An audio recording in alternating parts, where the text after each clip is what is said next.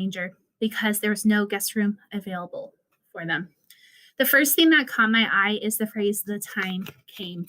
And the author goes on to mention this too, that Mary and Joseph were headed to Jerusalem for the census, but they were not in a hurry, and that while they were waiting for this baby to come, they were waiting for him to come in his own time. And this really just struck me that Jesus is not in a hurry. Jesus comes in his own time, and the time that Jesus comes is the right time.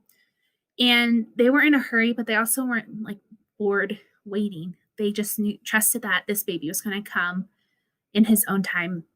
And that just really struck a chord with me because it feels like in 2020, we're waiting for lots of things.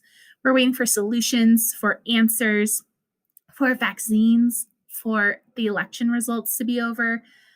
And just trusting that Jesus comes in his own time. God moves in his own time. And that's not dependent on anything I do or anything we do, but we can trust in God's timing and let Jesus work and come in his own time.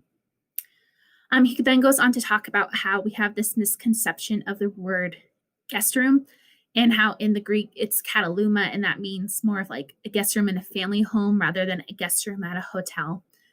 And this just really struck me because I always thought it was more like a hotel that just got busy because everyone was traveling for the census and didn't really think much of it. But he talks about how it's literally their family was rejecting them. They came up to their family and were told they had to leave. They couldn't stay there. And they ended up with the livestock and put their baby in a manger.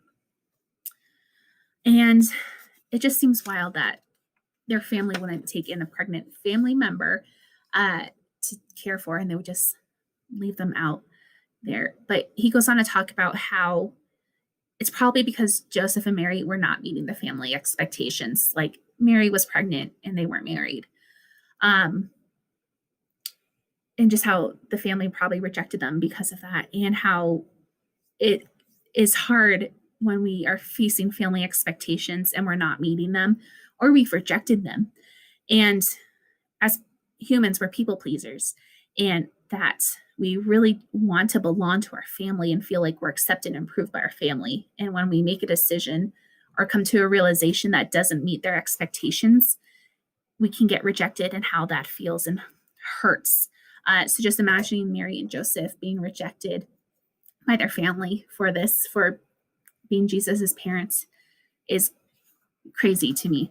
And then he goes on to talk about how Jesus didn't come to please everyone. We see this all throughout the Gospels, how he confronted the Pharisees and other religious leaders and the political leaders. And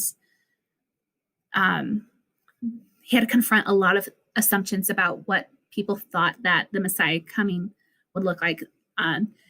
He disappointed the disciples more than one time by saying, no, this is the kingdom. This is what's happening. And because they had assumed that he was going to like overthrow the government or something. And he was just like, no, that's not what the kingdom of God is about.